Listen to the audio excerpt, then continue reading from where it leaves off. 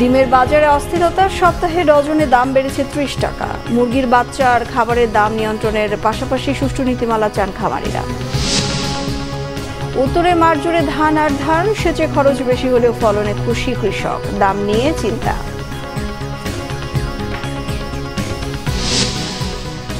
আমেরিকার ফ্র্যাঞ্চাইজি টি-20 টুর্নামেন্টে major cricket লিগে খেলবেন Shakib Al Hasan. Los Angeles Knight রাইডার্সের সাথে চুক্তি।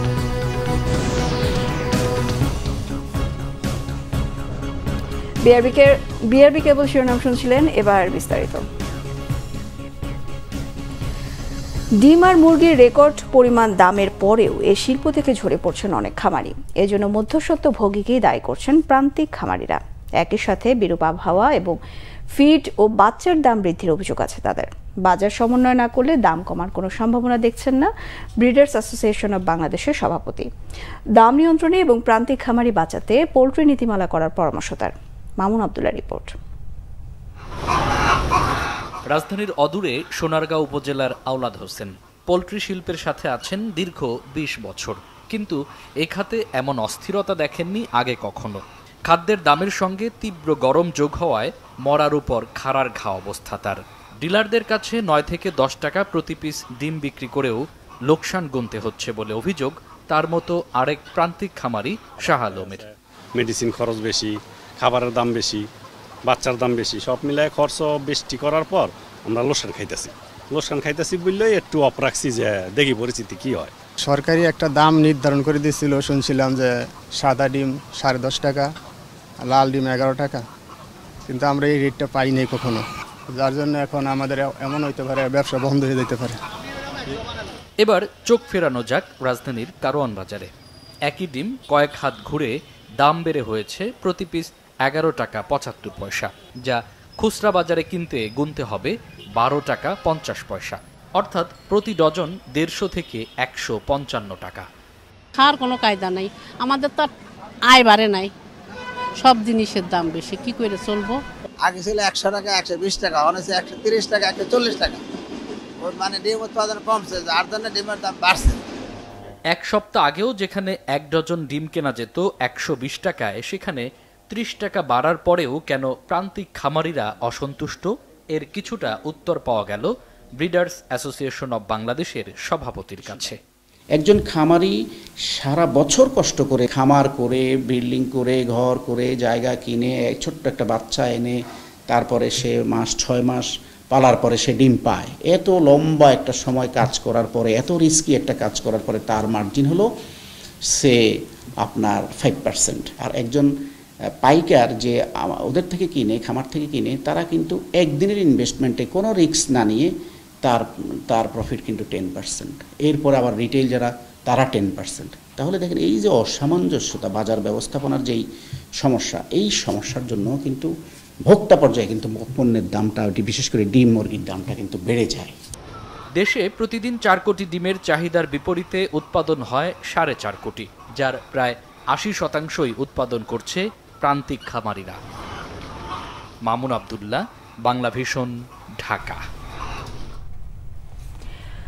উত্তরের বোরোর জমিতে তীব্র তাপদাহেও মাঠ জুড়ে ধান আর ধান, সেচে খরচ বেশি হলেও ফলনে খুশি কৃষকরা।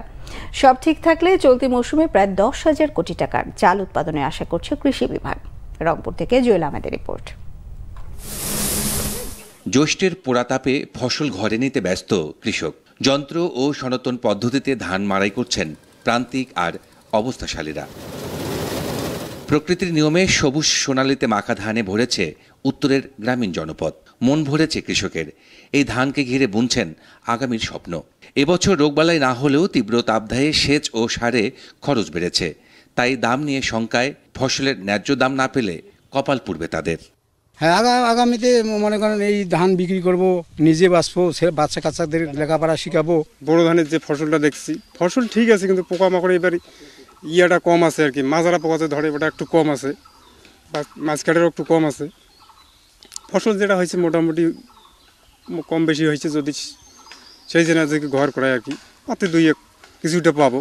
দাম যদি পাই তাহলে দাম পাইলে যেটুকু হয়েছে লস হবে না, কিন্তু দামটা যদি আমরা না পাই তাহলে লস কৃষকের একেবারে পুরোপুরি লস। তাই যে খরচ আগের চেয়ে 1.5 গুণ বেশি। 1.5 গুণ বেশি হওয়াতে ধানের দাম যদি আরও কম হয় তা আমরা কৃষক মাঠে মারা যাব। কৃষি সংশ্লিষ্ট বলছেন, দেশের 1/3 খাদ্য সরবরাহ করে উত্তরাঞ্চল।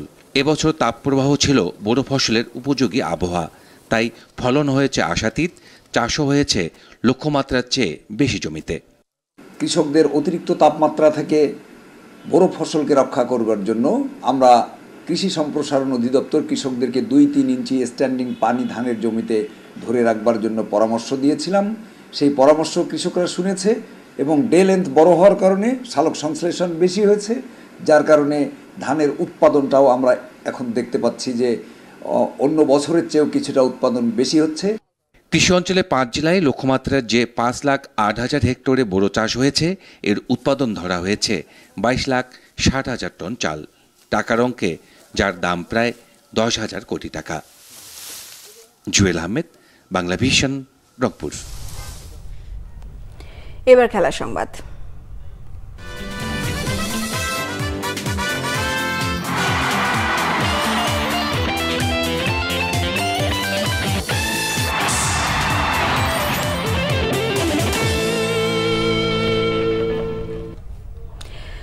যুক্তরাষ্ট্রের লিগে খেলবেন Shakib Al Hasan. Los Angeles Knight রাইডার্সের সাথে চুক্তিবদ্ধ হয়েছেন বিশ্বসেরা অলরাউন্ডার। আমেরিকার ফ্র্যাঞ্চাইজি টি-20 টুর্নামেন্ট মেজর ক্রিকেট লিগ এমএলসির দ্বিতীয় মৌসুমে দলটির হয়ে খেলবেন Shakib. Los Angeles Knight Riders, IPL এর কলকাতা নাইট রাইডার্স, সিপিএল এ ত্রিনবাগো নাইট রাইডার্স এবং আইএলটি টি-20-র আবুধাবি নাইট রাইডার্স একই ফ্র্যাঞ্চাইজির অধীনে। এমএলসির প্রথম মৌসুমে একদমই ভালো করতে পারেনি লস অ্যাঞ্জেলস নাইট রাইডার্স, তারা ছিল সবার শেষে। এমএলসির প্লেয়ার্স ড্রাফট গত 21 মার্চ অনুষ্ঠিত হয়। 6 দলের স্কোয়াড পূরণ করতে বাড়তি একটি ড্রাফট অনুষ্ঠিত হবে 16 জুন। তার আগেই সাকিবকে দলভুক্ত করে লস অ্যাঞ্জেলস নাইট রাইডার্স টি-20 বিশ্বকাপের পরই 5 জুলাই থেকে মাঠে গড়াবে মেজর ক্রিকেট লিগের দ্বিতীয় আসর। ফুটবল প্রসঙ্গ। মেসি বার্সা চুক্তির ন্যাপকিন পেপার নিলামে বিক্রি হলো 11 কোটি টাকায়। 2000 সালে বার্সেলোনার ট্রায়ালে সবাইকে চমকে দিয়েছিলেন মেসি। তার প্রতিভায় মুগ্ধ হয়ে সে বছরের 14 ডিসেম্বর বার্সেলোনা টেনিস ক্লাবে মেসির সঙ্গে চুক্তি করেছিল কাতালান ক্লাবটি। আর্জেন্টাইন ফরওয়ার্ডকে যেন অন্য কোনো ক্লাবে নিতে না পারে সেজন্য তাড়াহুড়া করে একটি ন্যাপকিন পেপারের ওপর সেই চুক্তি করা হয়েছিল। গত ফেব্রুয়ারিতে জানা যায় ঐতিহাসিক সেই ন্যাপকিন পেপারটি নিলামে তুলবে ব্রিটিশ নিলাম প্রতিষ্ঠান বোনহামস। ধারণা করা হয়েছিল নিলামের দাম $6,85,000 পর্যন্ত উঠতে পারে, কিন্তু মেসি বার্সা সম্পর্ক শুরুর সেই ঐতিহাসিক দলিলের দাম প্রত্যাশাকেও ছাড়িয়ে যায়।